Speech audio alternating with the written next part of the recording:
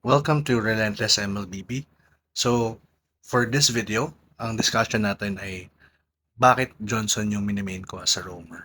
So, there are several reasons as to why I enjoy playing as a Johnson main kahit hindi siya meta. For one, it encourages fast-paced gameplay, especially kung mag-snowball ka early.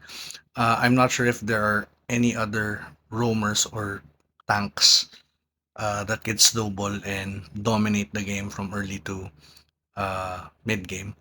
Admittedly, hindi ako sobrang galing mag-drive. Ito, practice lang, pero saktuhan lang din yung drive ko. My focus is more on creating space sa map, trying to find yung mga mismatch kung saan lamang yung team. Try to create space for mostly yung kung hindi man yung jungler namin, yung ano rin, yung marksman or yung gold laner namin. So, at the start of this game, nothing fancy, ano lang, clear lang agad and then pakita sa gold lane, sa marksman. Kahit di namin yan mapatay, actually, igugo talaga ng igugo namin yan. Makapok lang, makabawas kasi gusto lang namin ma-establish yung early game presence namin para kabahan yung marksman mag-farm freely. So, namatay yung marksman, which is good. We got the first blood. Yung mage nila napaback sa torre, napaflicker. Tapos napatay pa namin yung roam nila. So, sobrang sulit nung unang silip namin doon. So, ako, kung nakita nyo yung marksman bumalik doon, kaso bumalik na yung mid laner ko sa lane eh. Gusto ko pa sanang i-poke pa ng isa. Pero okay lang din. So, balik ulit sa pag-clear sa mid lane. And then, wala sa posisyon yung Zetian, alam namin nag-flicker na yan, kaya ginaw namin. So, by playing aggressive and taking note of the battle spells sa mga na-consume, we're able to make plays. So, medyo nagsisimula ng magsama-sama sa taas yung kalaban kasi kanina pa namin siya binibigyan doon. Dumikit ako, gumit na ako kasi nakita ko yung Hayabusa nag-ulti. Gusto kong makihati doon sa damage. So, chase, ginamit ko yung sprint. And then we try to save our teammate, get a kill if we can. Dalawa yung namatay. And then nakita ko yung Zechan wala na naman sa pwesto. Medyo aggressive yung MM. So nandun na tayo. By the way, ang kasama ko lang dyan is yung mid laner. So the rest mga randoms. So pag nakikita kong pumupronta ng ganun, medyo maasim yung kampe. Kasi kung ako yung gold laner, hindi ko gagawin yun. Pero dahil gumaw na siya, kumbaga, hope for the best. Sana mabuhay, tulungan na lang. So, now, pa-respawn yung turtle. Siyempre, diretso doon. Medyo lamang ako, pa level 4 na kasi ako. Tapos, nag-crash muna sila. So, siyempre, kung kayang magbawas ng kalaban para hindi makontest yung turtle, mas better. Nahuli natin yung Hayabusa. So, that means this is a free turtle. Yung Zechan, ginamitan ko ng ulti kasi nag-4 ako. So, one of the reasons why I call this channel Relentless MLBB kasi yung playstyle ko talaga sa Johnson, magsusunog talaga ako ng skills. If the ultimate is available, I'll use it, no problem. And then yan, Clash of Blue. So, sobrang dami na namin nakuha ang resources dito. So, at the moment, 11-0, safe to say, snowball kami. Yung KDA ko, 504. So, 9 out of 11 kills involved ako. Ang favorite ko dito sa Johnson is to go for a max CDR build. So, especially kung snowball, automatic yan, fleeting time, tapos yung CDR boots. So, yung emblem setup ko, automatic 40% cooldown reduction. Namatay ako doon, hindi ko masyadong binasa yung mapa kasi nanggigil ako kasi nga snowball. Hindi ko napansin, re-respawn na pala lahat doon. Pero okay lang. So, dahil hindi ko alam kung buo na or pabuo pa lang yung aking fleeting time pero mataas yung CDR ko so isa-spam ko ng isa-spam yung ulti. Kahit Torre papasukin ko yan. Ayan, ito pala pabuo pa lang. So, tumangki yung Matilda, bad idea. Kasi patay siya. Although patay din ako, at this point, I really don't mind kasi nasa amin yung momentum. Ayaw ko lang bigyan ng ng buwelo yung mga kalaban namin. So, spoiler lang, last death ko na yon. Tapos ito na yung simula nung panghaharabas ko sa mapa. Johnson is probably the only hero, siguro yung isa si Chip, na kayang i-zone yung tatlong lanes. Especially with this type of build na cooldown based.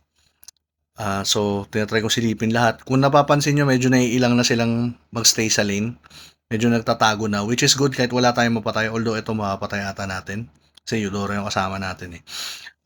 Kahit walang mapatay, basta pinapakita mo umiikot ka ng mapa, naiilang sila dyan. So that's space created for your teammates.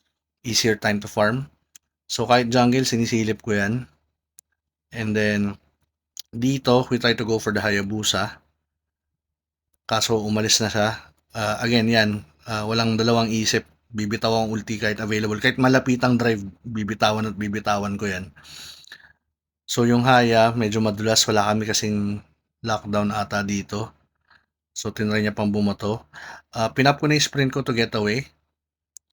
And then, tumulong na lang ako mag-secure nung turtle objective kasi that's XP, shield, and gold for the team. So win-win for the whole team. So, another reason why I like Johnson, para siyang funny na pag ubos sa energy, uwi ka na. So, kung available ulti mo, uwi ka, regen ka full.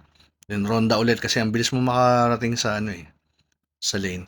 So, nagpakita yung MM. I think I'm gonna go for the marksman on this. Kahit sa torre, papasukin ko yan. Yan.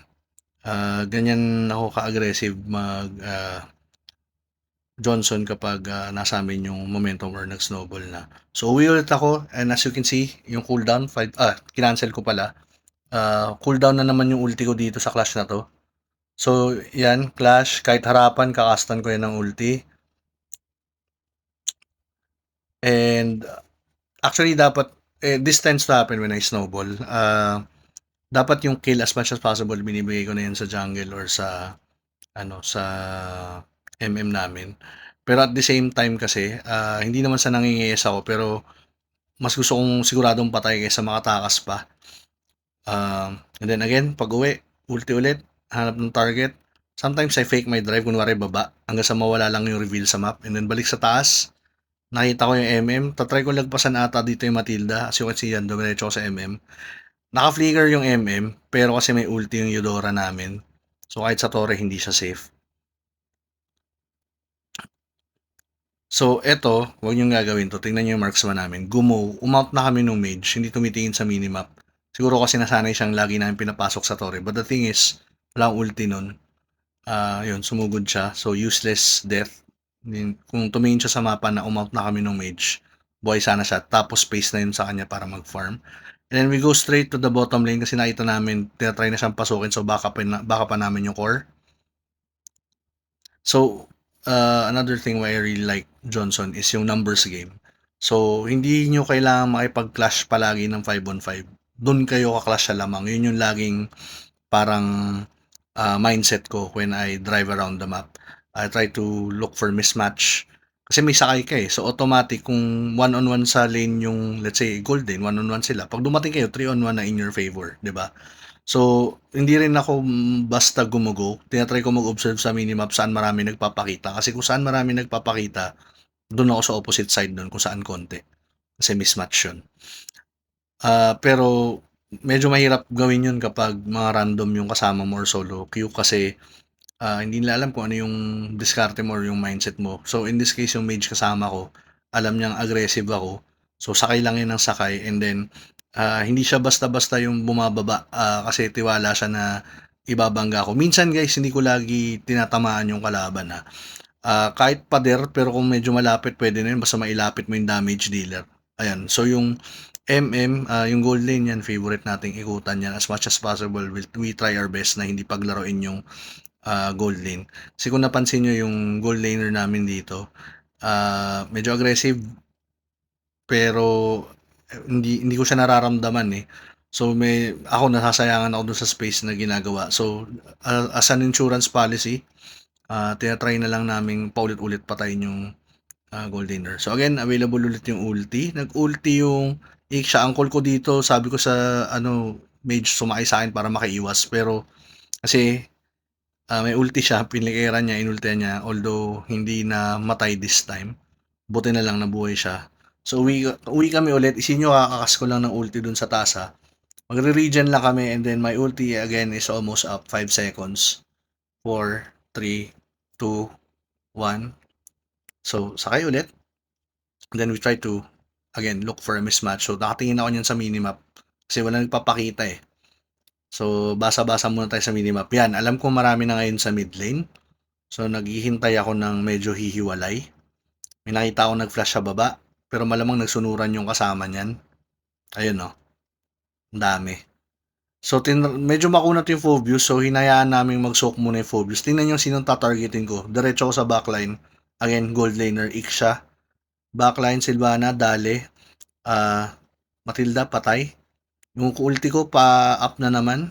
Although, nasa torre kasi. So, help soak ng damage haya. Cast ulti. Again, aggressive tayo. Pasukin natin kahit nasa torre yan. And that is an easy wipeout for the team. So, kaya relentless MLBB kasi the style of play that I want to impose on my game is a relentless wave or a relentless waves of attacks. So, gusto natin paulit-ulit, sunod-sunod. Suffocating style of MLBB. Siguro, big fan kasi ako ng Team Liquid PH. So, yung tinatawag nilang Stampede or nung unang panahon yung Echo Express. Sobrang tuwang-tuwa ako sa ganung playstyle na parang rapid fire, sunod-sunod yung pag-kill. Kasi mahihirapan in terms of decision making yung kalaban. So nakita natin ni Clash sa bottom lane, sumunod lang tayo. Again, we got 2. Uwi ulit. Kasi duguan yung ating main damage dealer which is yung Eudora. So up na ulit yung ulti. Pag nasa amin pumatay, uwi konti, ulti ulit. So we're heading to mid lane para backupan yung ating teammates. Kung sino mang matira. I think Iksha yung may iwan. Duguan. So kahit sa torre, papasukin natin. Out lang. Medyo makunat naman tayo. We can take a few tower hits. So again, up na naman yung ulti. And I think by this time, we'll try to end the match. So again, kahit harapan, ikakas natin yung ulti ni Johnson. So I hope may natutunan kayo in terms of the playstyle. And I hope to see you in the next video.